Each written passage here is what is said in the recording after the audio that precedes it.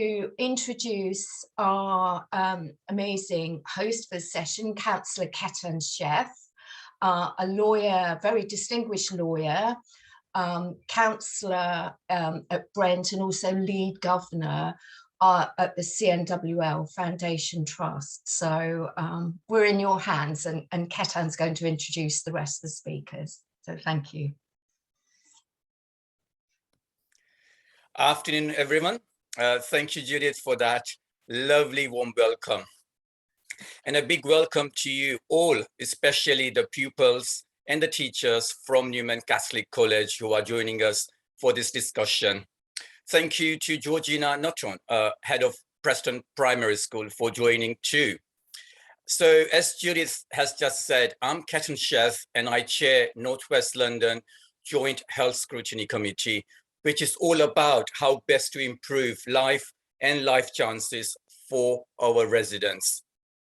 Friends, I'm joined by one of the country's leading experts, Professor Henrietta Bowden-Jones OBE, who is a senior psychiatrist at CNWL NHS Trust, the part of the NHS locally that provides mental health services, and who has for many decades pioneered the case for change, but also for treatment for those who become problem gamblers, running the first and for many years the only problem gambling clinic in the country.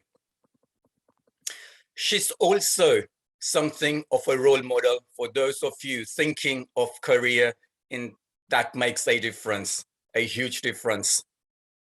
She was recently at the all-party parliamentary group on gambling reform, where former England footballer Peter Shilton, who still holds the record as most capped player, spoke of how he had lost millions to gambling, including £800,000. Friends, that's £800,000. To Betfair alone. The meeting also included Liz and Charles Ritchie, whose son, Jack, tragically killed himself, thought to be one of 400 a year related to gambling debt.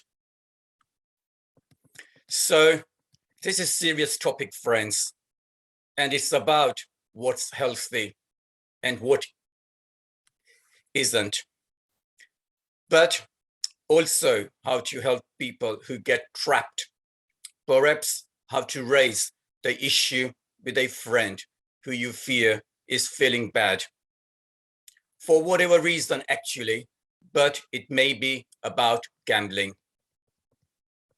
Friends are part of health and well-being system and probably the first people those in trouble will turn to. So be good friend.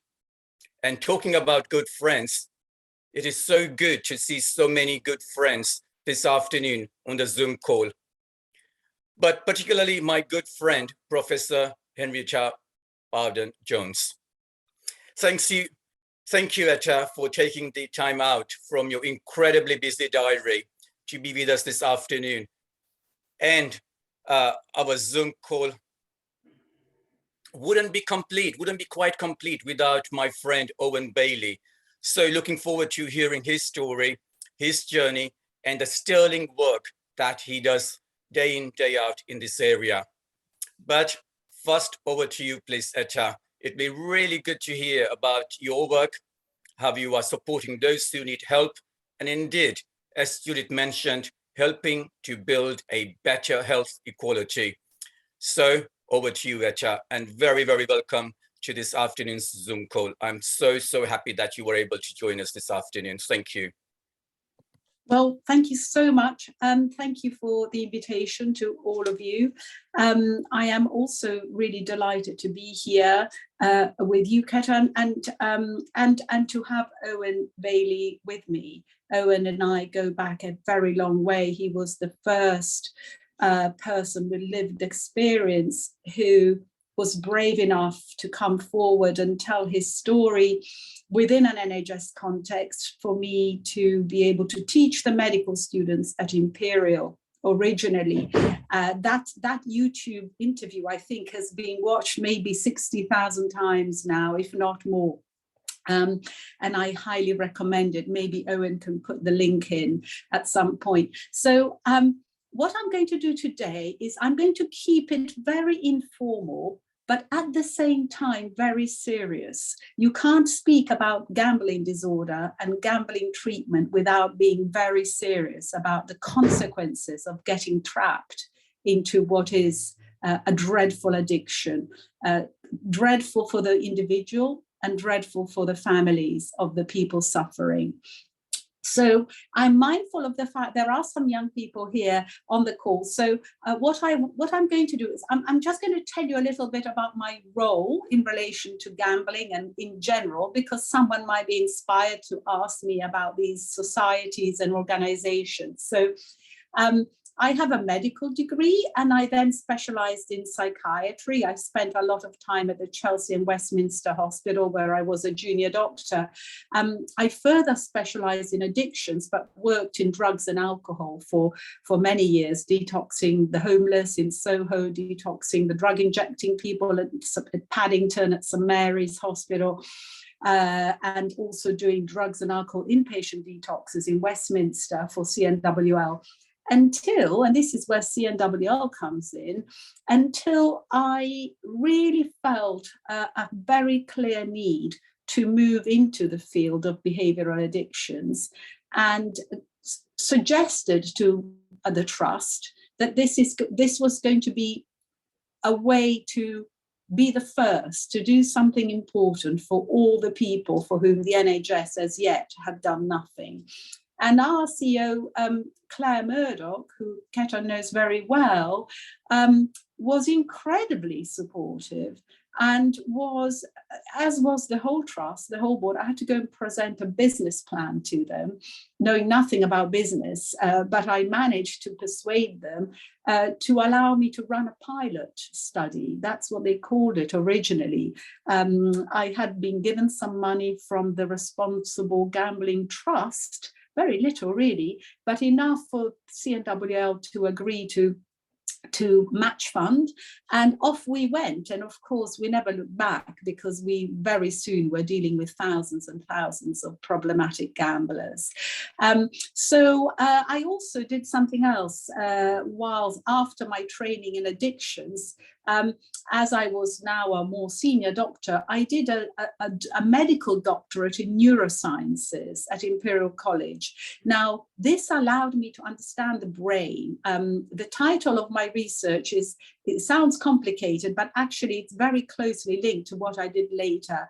I looked at the ventromedial prefrontal cortex, and I looked at the impairment in that area of the brain as an early indicator of relapse, as an indicator of early relapse in people with addictions.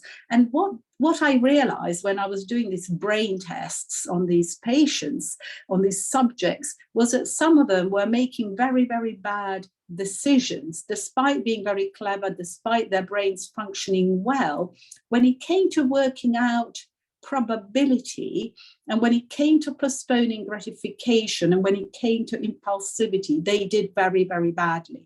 So I became fascinated, a bit obsessed, I would say, with this group of patients. And it was then by chance that when I brought them all together on the ward, they explained to me that the commonality was they were the ones that had also a gambling problem as well as an alcohol problem. And I said, what's that? Because, you know, even though I'd been trained in one of the best training rotations in England, no one had taught me about problem gambling, as it was called then. And that's how I then became very, very interested. And I suppose for the young people listening today, or for anyone, it is a very, very good idea, I feel, to become an expert in something.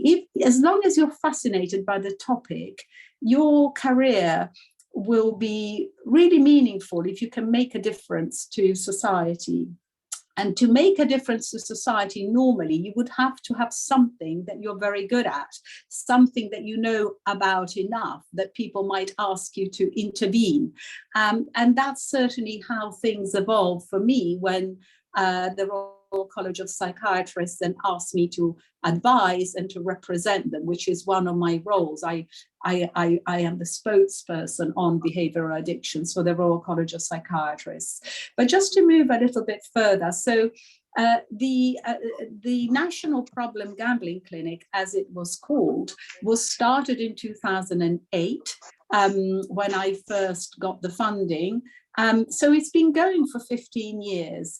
2 years ago, I was able to open the National Centre for Gaming Disorders because of the NHS long-term plan, having given us a bit of money.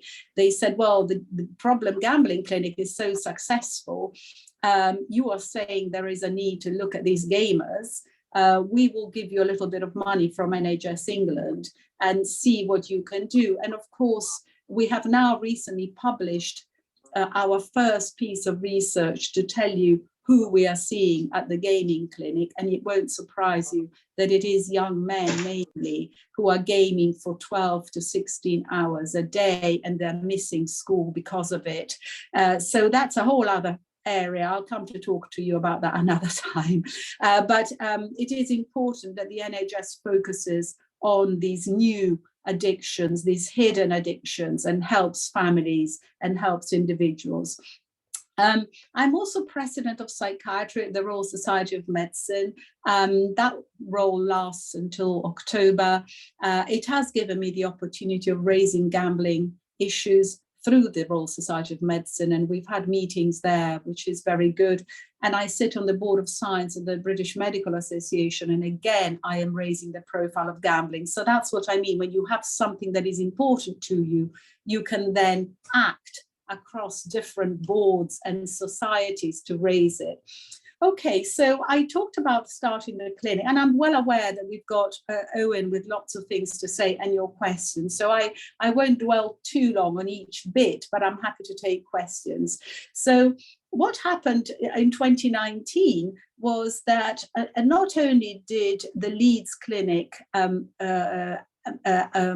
start as the second clinic in the NHS and allowed us really to have more than one place. Matt Gaskell has been great because we've been working together. He's been greatly supportive of sharing the massive work that's been going on.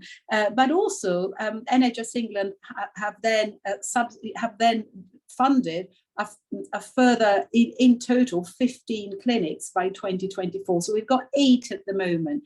One in Southampton that's about to start, another one in the north of England, 2 more near Leeds. So there is national coverage now for gambling disorders using the model of my original clinic and running across the whole country, and it will be fully in place in a year and a half, and that's absolutely on track.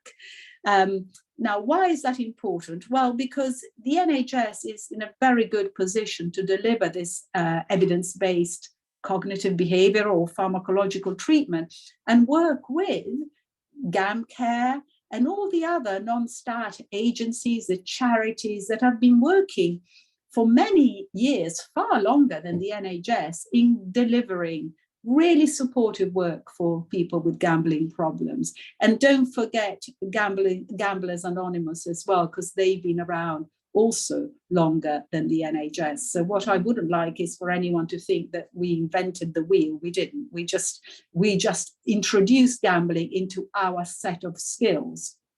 And the great thing about having this national clinic is that we have an enormous amount of people coming through. I think it's about 200 people by last count that we've trained up. And all these people are now all over the country working as psychologists, as psychiatrists, and really doing great work, being aware that gambling is one more mental illness. Now, what type of treatment do we do? Well, we've got a book coming out I think it's just in 1 month, that will tells you exactly how to treat gambling disorder. It's called Breaking Free: How to Stop Gambling.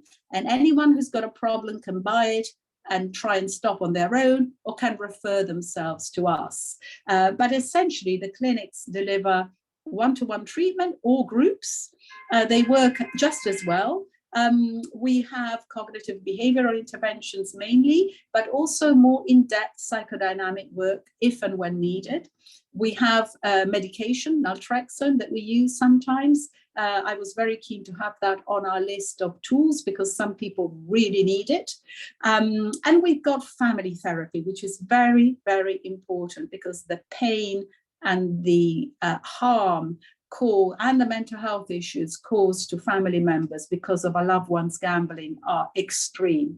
You would never imagine it. Now, lockdown caused us to become digital in the delivery of treatment. And this was very important because suddenly we were a national clinic and we really could see people without them traveling down. And gamblers often have no money.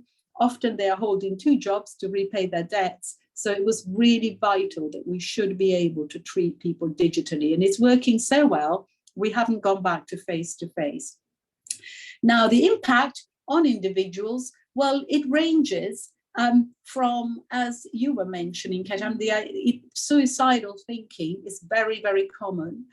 During lockdown, I spent every day dealing with at least 7 or 8 suicidal patients, every day, for roughly 2 years, just to give you an idea. Isolation, financial loss, the burden of having isolated oneself from family and friends because of borrowing and losing money, losing one's relationships. Our patients are very, very alone, and during lockdown even more so.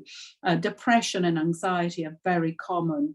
Some of our patients have suffered other types of addictions in the past, not often contemporaneously to the gambling disorder. And if you look at the neurobiology of addictions, you understand that the pathways in terms of vulnerability are shared in some ways. So in the way that people are more impulsive and less able to postpone gratification, this makes them more vulnerable to other problems, not just gambling.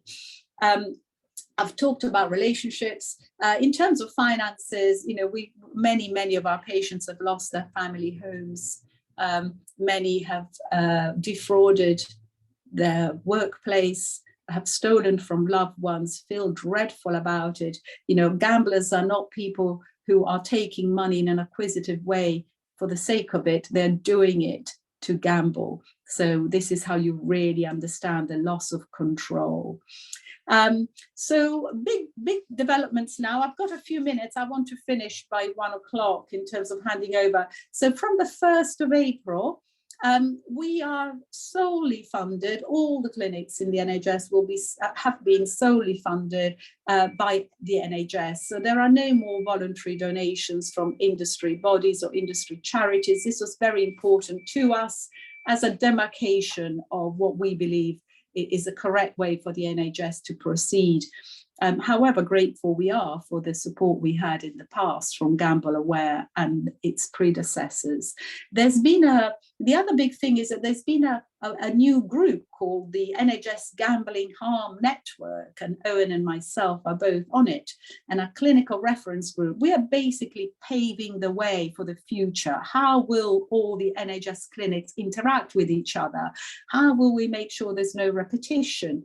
How do we use our money wisely? How do we show outcomes? How do we give our patients the best possible treatment, and how do we make it economically viable?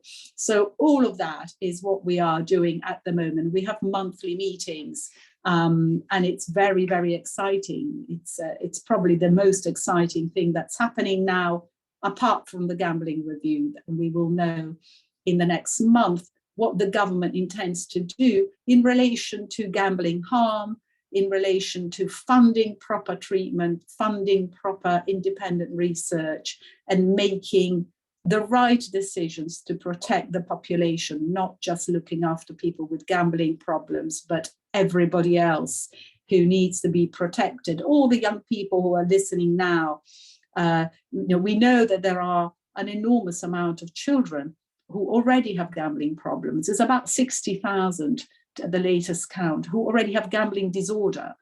Many more are gambling regularly.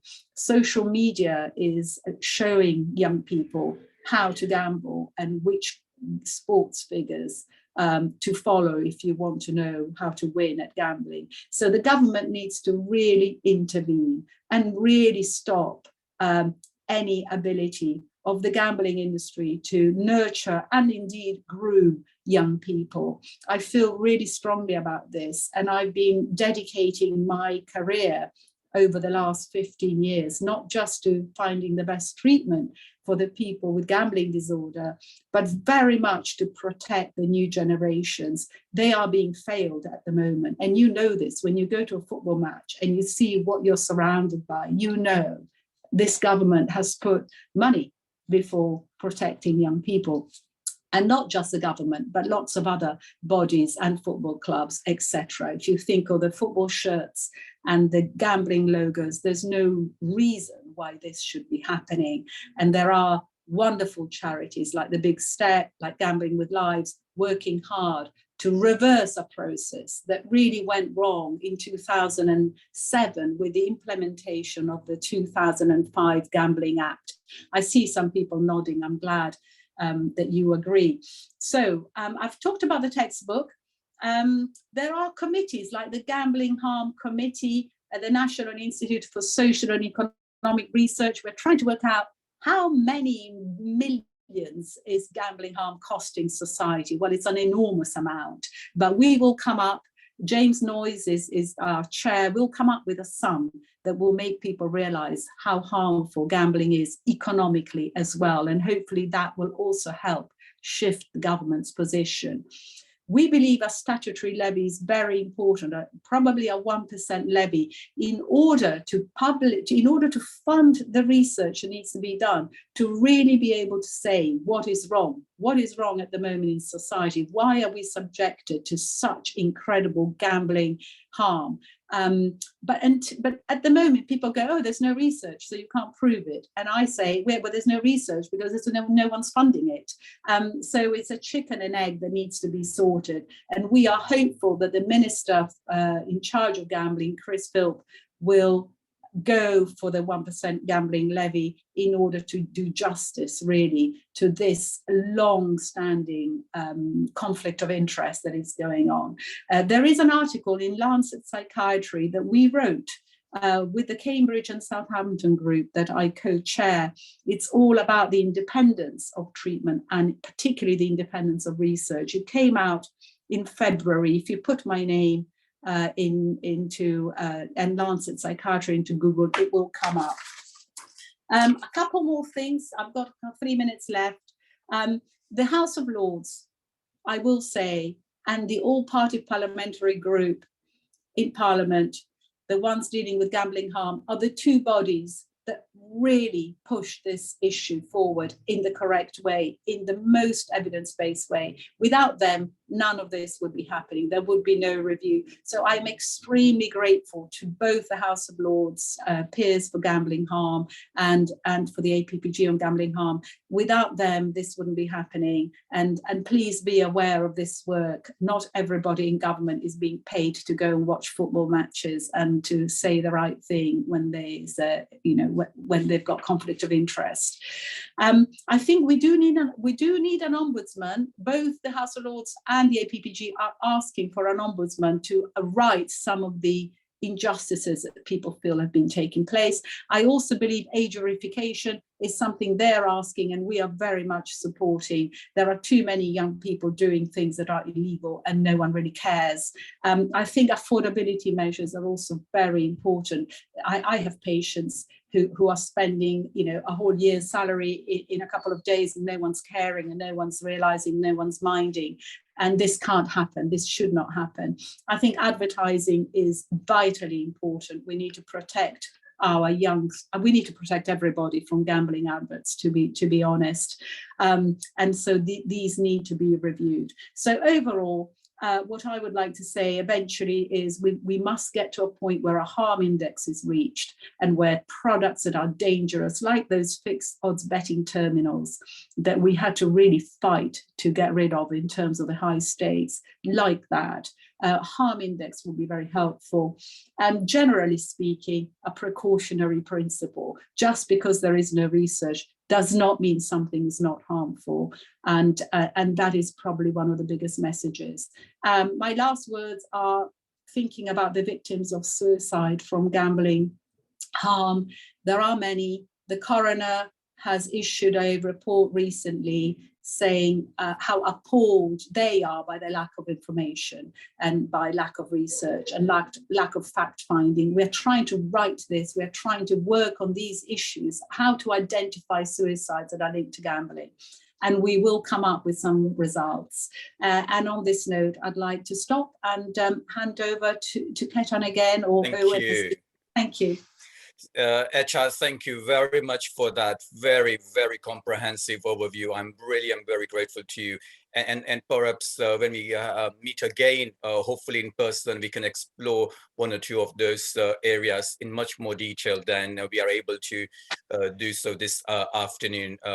Obviously, this is a lunch hour that we are trying to start the conversation, and hopefully we'll come back to it in coming weeks. But I'm very keen to bring our friends from Newman Catholic College. But before I do so, let me just bring in Owen Bailey, my friend Owen Bailey. And Owen, it'd be really good to have you talk us through the gambling journey that you have experienced. And also, it'd be good to hear a little bit about all the sterling work that you are now leading around gambling wellness. And then after that, I will bring my friends from Newman Catholic College, and let's see what they have to say about all the wonderful stuff that the head teacher and the teachers at that particular school are doing around this particular area. Owen, very welcome to you. Thank you. Excuse me. I have to say, I'm feeling actually quite nervous. I don't think I've spoken to so many people for a very long time, so I apologise beforehand if I get my words all muddled up a little bit. But yeah, it's great to be here, and I tell my story often. And when I finish, I will publish and post in the chat the link to the chat that Dr. Bowden-Jones was referring to at the start of the talk. And so yeah. So I'm just mindful of our younger guests from Newman Catholic College, and it just reminds me of the challenges that I was facing when I was their age. Growing up, home life was very difficult and traumatic, and there's lots of things happening, and school life was very difficult. I grew up having very little confidence, no self-esteem, very insecure. I wanted to fit in, I wanted to belong. I struggled to be authentic, and so one of the ways I did that was by acting out and being bad, and I got into all kinds of mischief. And one of the things I discovered was gambling. Gambling, helped me. I discovered, I suppose, the opportunities to gamble was different back then to how it is today. Gaming is a massive issue today. Gaming wasn't like it was today back then. But I discovered fruit machines, and there's something about playing fruit machines that give me comfort and solace. It helped me cope. It enabled me to forget about all the life stresses that I was dealing with at the time. So back when I was a young teenager, a child, I literally, when I think back to that, I literally developed a strong attachment, a very real relationship to gambling, fruit machines, because real relationships, whether it be with family or friends or colleagues, meant danger. I avoided real relationships, and I was scared because of the rejection, perceived or real, the ostracization, the bullying, everything else like that. So relationships with real people was a no-go for me. And so very quickly, as soon as I started to earn money, I found myself going into arcades and gambling, betting shops and playing fruit machines and things like that. And there was no concept of saving money. There's no concept of anything. All that money was gambling money. And I found myself straight away, immediately, having this experience experience of getting money, spending my money, and then realizing, hang on a minute, what am I going to do? I haven't paid any rent, I haven't bought myself any food, I haven't got no money for socializing. And so I entered this pattern of getting money, spending money, and going for a week, 2 weeks, 3 weeks, and figuring out how to survive. And the only way I could survive was by resorting to ways of surviving, such as looking for money in car parking meters and shopping trolleys and things like that. Is a very horrible lifestyle, and yeah, it is really, really difficult. And I think I met my dad for the first time on Grand National Day when I was 16 years old, and this is very, very significant for me, because I think, you know, to meet him on Grand National Day and to watch the race, and for my dad to place money onto a bet and to win and to receive some of that money, I think that did something to my relationship with gambling. I think it made it stronger.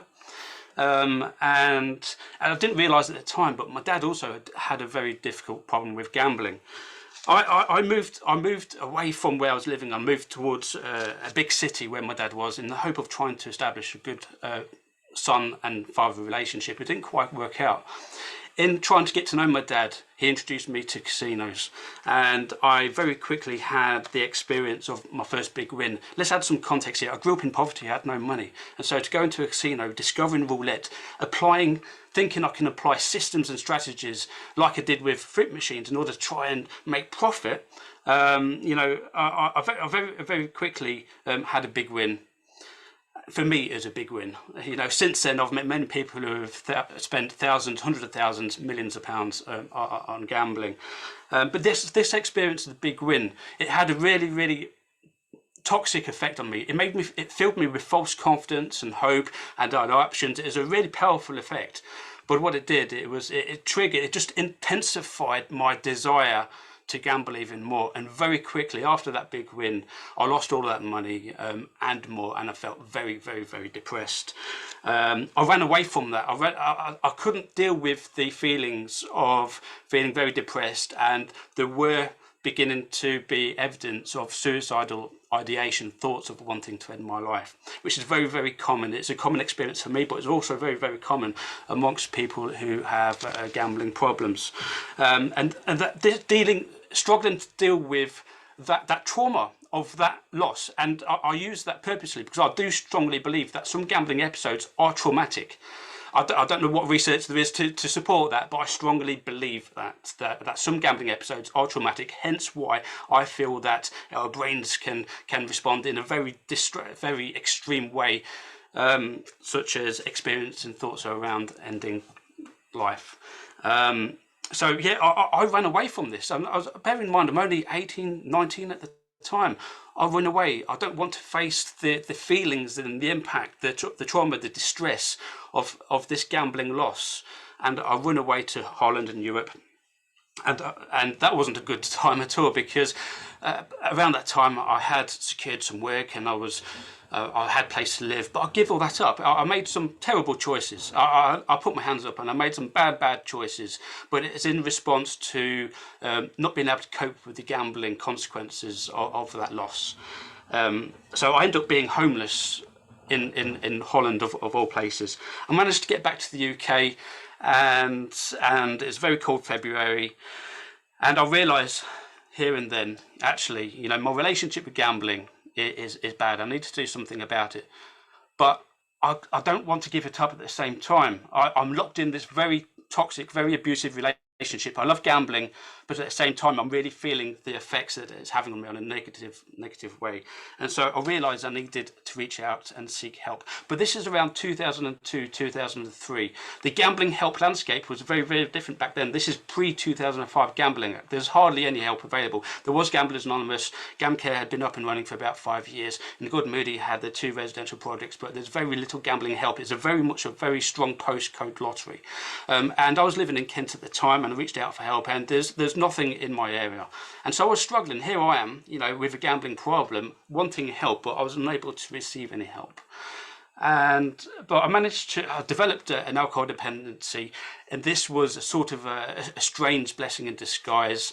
I reached out for help, and I was able to receive some alcohol specific help to help me address my gambling. And this was now almost 20 years ago. I was 20 years old. You know, I was homeless, I had alcohol issues, I had gambling issues, I had issues that were still very, very alive, you know, from my childhood years and teenage years.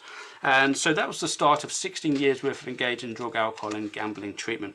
It took me 10 years worth of 10 years of engaging in using drug and alcohol treatment and trying to address my gambling, but without little success, to be honest. But it took me 10 years to discover the excellent help from the National Problem Gambling Clinic, and I'm hugely grateful to Dr. Bowden-Jones and the team that helped me help myself and save myself.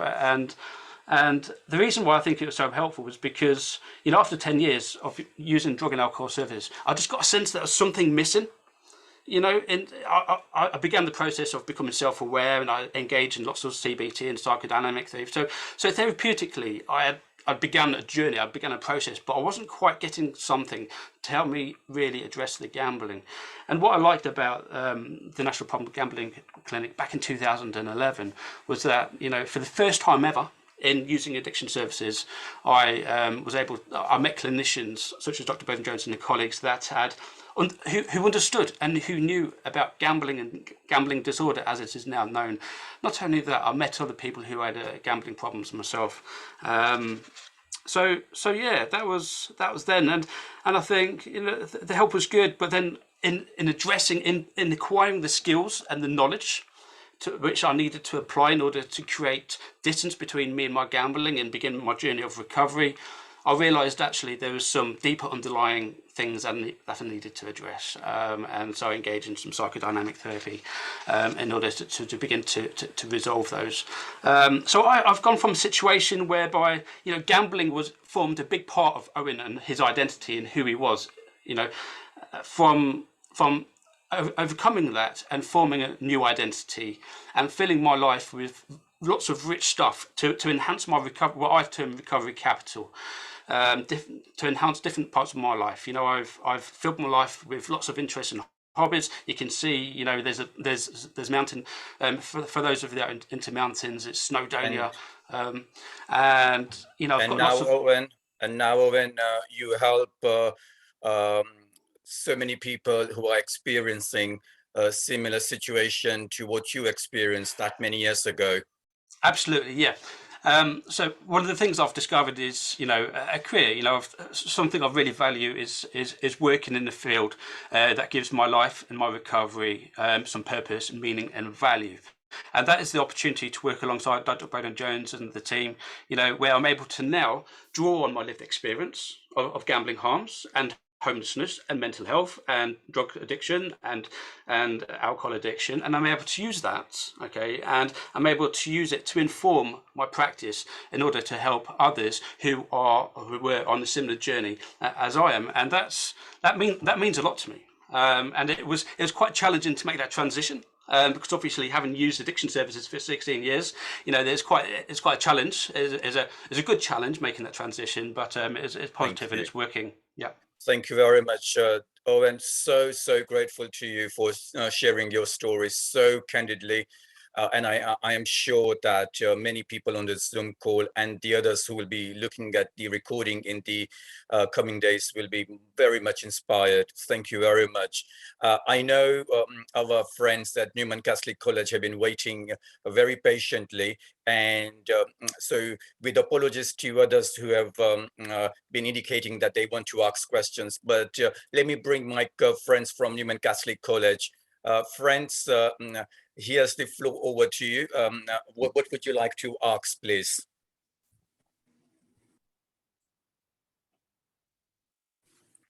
You need to unmute yourself. I apologize, sir. They're getting very restless because it's lunchtime. So they've got their questions ready to ask you. Thank you. In loud voices, they will ask them. Thank you very much. You. Patrick, come closer so you can be heard. Yes. So they're just a bit restless because lunch is happening. No, I can understand. I can understand that. Sorry. Thank you. So nice to meet you all. Can you come closer? So our first question that we have is, how does gambling kill? like, how do people like commit suicide? Like, what are the like effects that make people commit suicide over gambling? Thank you for that question. Etta, I don't know if you want to take that for me, please. Yes, could you repeat the question? I couldn't hear it very well. What did you say? What was the question? Can you like, why do people kill themselves over gambling? Like, what effects does it like cause? And yeah, so I'm glad you asked that. That's a very good question. So an addiction is linked to loss of control. So you realize you're doing something that's harming you physically, mentally, in terms of your family, and in this case also financially. The loss of control can get so extreme, particularly with gambling, because the damage that you've done when you've lost your family home and your wife or your partner don't know, and you've got to tell them, you know, that kind of enormity of consequence, the guilt around your children and how, you know, how will their life be from now on, or the need to move away again and again to escape people who are trying to get money back from you because you've borrowed it. And you didn't borrow it from a bank, but you borrowed it from people who are going to beat you up or harm you or harm your family if you don't give it back. That sort of thing. It's sort of, as you dig and dig and dig a bigger hole, the consequences can get so large that some people feel there's no way back. It's an awful thing to know it does happen. And of course, sometimes my worry is that people might take their lives without knowing there is help that works. And that's the most important message. You know, it is an addiction, but behavioral addictions respond very well to treatment. Okay. Generally speaking, you mustn't ever gamble again if you've had a gambling problem and you're treated. Thank you. Because, you know, that's important. But I will say that I think sometimes it all feels too much and people have isolated themselves from loved ones because they've borrowed or stolen, etc.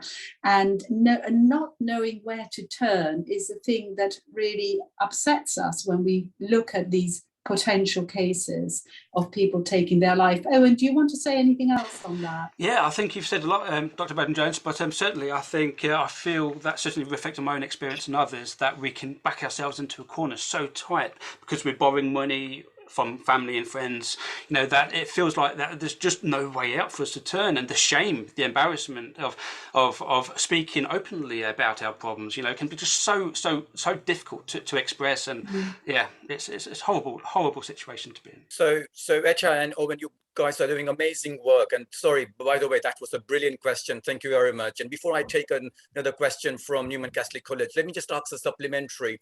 So you're doing amazing work, as I say, to support those people experiencing those difficulties. But what about the families?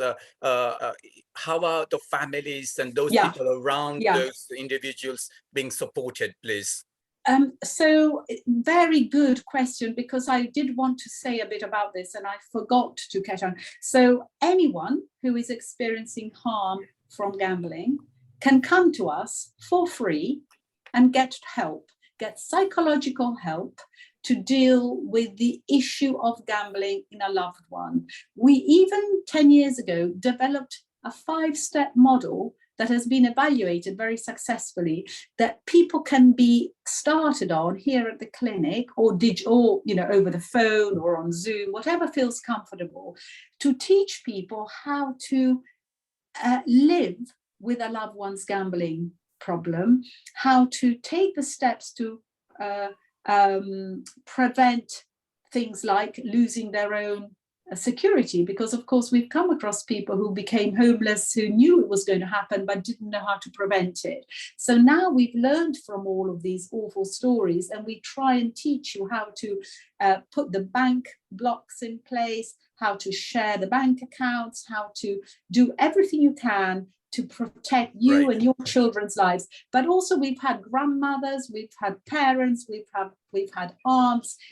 As long as you care about someone and this is impacting on you, you can come and get help, even if your loved one does not. Thank you very much for that, both of you. Let me take a next question from Newman Catholic College, please. I just want to say that all the students in Year 10 at Newman Catholic College had a workshop on gambling earlier this year from a company called Epic Risk Management. Some of them are ex-footballers and they talk about their own personal life testimonies, and it's very, very powerful. Danal has the next question. He's going to come up here closer to the microphone. Thank you very much for that. And good to see you, my friend. Hiya. How can people escape from their mental state to escape from their gambling problems? And does family or like other people like help them to escape from their problems? How can we escape from their mental state? Sorry, get repeated again. Thank you. I hope you were able to hear that, Etta. Yes, yes. Well, I would suggest to you that the most important thing is to stop gambling disorder being a hidden addiction. I think it's harmed an enormous amount of people for generations.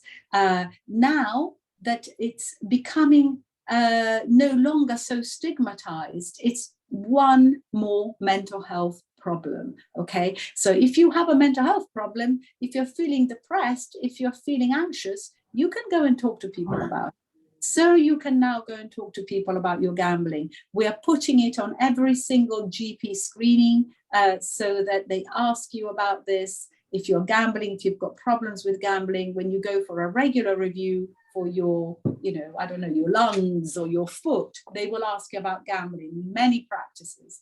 So what I would like to say is the first way to change your mindset when you're feeling desperate is to come to us. I mean, I run the children's clinic for the NHS for gambling. I didn't tell you that, but we've got special funding to look after children who gamble and have problems. So the only thing you need to do is to, Owen, are you able to post while I'm chatting the link to the clinic? Thank you. And you can contact us, and it's completely confidential, and someone like me will have a chat with you. And the minute you share your troubles and you're in a group with lots of other young people, things start to change, because they really do change. We really do get people to stop. This is the biggest message I can give you. Thank you. And I wonder, I know Denny is away in the meeting, another meeting, but I wonder if the deputy head who is with the friends with the Newman Catholic College's Year 10, I wonder if you could just say, back of what we just heard from Etta about the piece of work that you are doing. And I was looking at my screen earlier, and I thought I saw Georgina. I don't know, Georgina, whether you're still on the screen, and perhaps you as the head teacher of the primary school could say something about what your particular school is doing. Very briefly. No? Okay, I don't know whether Georgina is on the screen. She may have left, but before we go back to Newman Catholic College, let me just take a question from Ruby. Ruby, you posted a question earlier. So do you want to put your question directly, please? Ruby, are you there? Thank you, Ketan. Yes. So I just want to say firstly, thank you to Henrietta and also to Owen for their very insightful, informative talks. Henrietta, you mentioned gambling and suicide prevention. Now, I am a resident of Brent, but also have a political hat for the City of London. And wearing my City of London political hat, we're doing a lot of work around suicide prevention, because the infrastructure in the city, the bridges, is a real hotspot when it comes to suicide. And gambling, mental health, rough sleeping are all huge issues within the city. And as part of our prevention work, we are looking to be working with other London boroughs because what we find is that most of the victims, or people who are feeling suicidal, are generally travelling in from our surrounding London boroughs. What I'd like to understand is what is being done strategically to reach out so that we have a more unified, collaborative strategy when it comes to suicide prevention, whether it's gambling or due to other reasons. Thank you. So very good you've asked this. So my reference to, there are people doing amazing work on gambling and suicide. We are looking at it in a slightly different way, trying to understand how we can identify ways of stopping people who have a gambling problem from becoming suicidal or following through with suicidal plans. So it's more within a treatment-seeking population, whereas rightly so, your point is about us linking up with you for a bigger conversation that is linked to harm and the prevention of harm at population level. So we as a clinic are focusing on what we know best, which is how to ensure that, for example, the new suicide strategy for the country includes gambling as one of the high risk factors. We are working to ensure that coroners get to a point where every single suicide can be checked for any gambling debt. I think that is a really big step forward.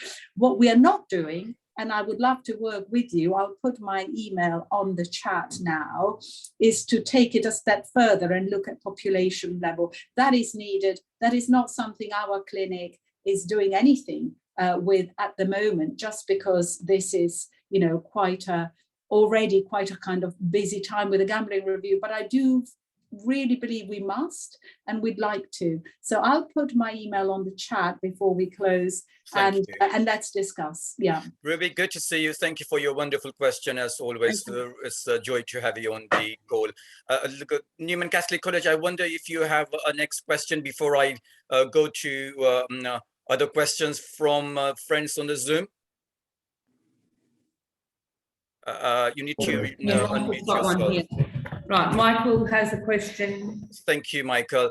And if we can have slightly briefer replies, friends, then I can get many more questions. Thank you. Thank you. Hiya. I have one question. How to not get him to evolve with gambling in the first place? How can people not get involved? Yeah, how can people not get involved into gambling? That's my question. So if I can also add my supplementary. So as a parent, and I'm sure we have a lot of parents on this Zoom call, and we'll have a lot of parents watching this recording later today and coming days.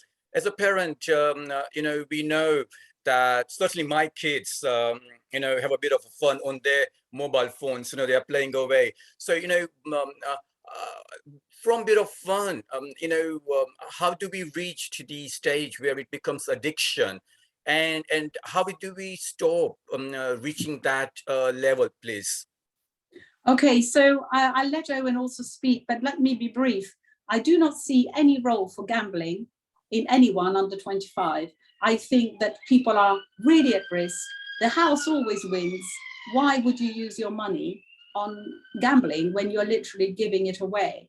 And I'm not someone who says gambling shouldn't exist. I'm sure there are some people who enjoy gambling and they can get on and do it. But we know very well that young people are more influenced in all sorts of ways, and are more likely to be tempted and more impulsive. We know this from all the neuroscience. So why should young people be gambling? And I think the pressures culturally now, when there's a match and everyone is together, our young people tell us that the pressures are there because their peers are gambling. So I think there is a real issue. But how do you not get involved?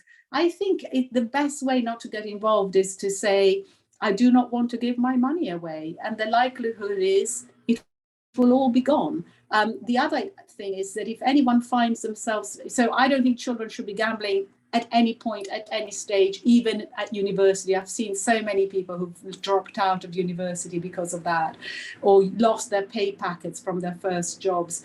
But chasing losses is one of the biggest things to look out for. If you lose your money because you haven't been able to stop gambling and you chase your money, that's a very, very dangerous road to go down. So then you know you probably are not able to walk away, and probably you're more at risk. Owen, what would you say to that? Yeah, it's a difficult question. I never endorse people not to gamble, but I think for young people with the opportunities through gaming and peer pressure, particularly through football, it must be a difficult road not to try and navigate, really. And so I would probably encourage, if you don't want to gamble, to try to choose not to gamble. But if you do end up gambling, just pay attention to some of the signs. That if you're ending up spending more money than you can afford, or if it's beginning to cause problems in terms of your confidence and your self-esteem, if you're finding you're spending more time gambling than on other social activities, then these are all red flags that you need to pay attention to. And I'd always encourage people to really look at building different parts of their life, as opposed to thinking that gambling is the way forward and a route to pursue, because it's a dead end and just ends up in lots of trouble. We've got about a minute left. 1 hour goes very quickly, and I said we were going to start off the conversation, and hopefully we will come back to this area with a bit more focus on 1 or 2 areas that we have picked up here on the Zoom call in the coming weeks. But we got about a minute left, and very quickly, a quick question from Gabby. 10 seconds, 20 seconds, Gabby. Did you want to put your question? Are you here? Let me just see if you're still on the Zoom call, Gabby. Okay. Yes, sorry. You mean me? I'm not sure which yes. question you were referring to. Yes, Gabby. I think you were looking to ask the question. Okay. I didn't think I was. I okay. put some points on the chat. That's all. Okay, that's fine. That's fine. Thank you very much, all of you, for joining. And really, I'm looking forward to having this in coming days. A bit more focus around some of the areas that Etta and Owen has told us about, and also looking forward to your book that you mentioned, which you said is coming out next month. So look out for that book. Yeah, May or June. Yeah. Thank you to all the friends from Newman Catholic College, and no doubt we'll be talking offline in coming days, and hopefully we can do the part 2 of this event in coming days. Judith, to you for your final few words before we finish this afternoon. Thank you. Well, gosh, what an interesting, but also inspirational session. Really, really interesting, and such touching stories as well. And it was really interesting, for the contribution that speakers made, but also really interesting because people were reaching out to each other on the chat and giving each other links and opportunities to follow up. So that's absolutely fantastic. So just wanted to say thank you to Ketan, Henrietta, Owen, and the Newman Catholic College for great questions. Thank you to everyone coming. We actually had 80 people on the call today. And as I said earlier, we got about 60 apologies. So, wow, hopefully between us, we've played some role in making sure that this is not quite as hidden as it was before. So thanks, everyone. We'll send out a link to recording. We'll send out, dates for a subsequent session where we can explore in a bit more detail. And we'll also send you the dates of the next session that we're having on a different topic. So thanks, everyone. Thank you, Ketan. Thank you very much. Enjoy the rest of the afternoon, everybody. Thank you. Bye-bye now.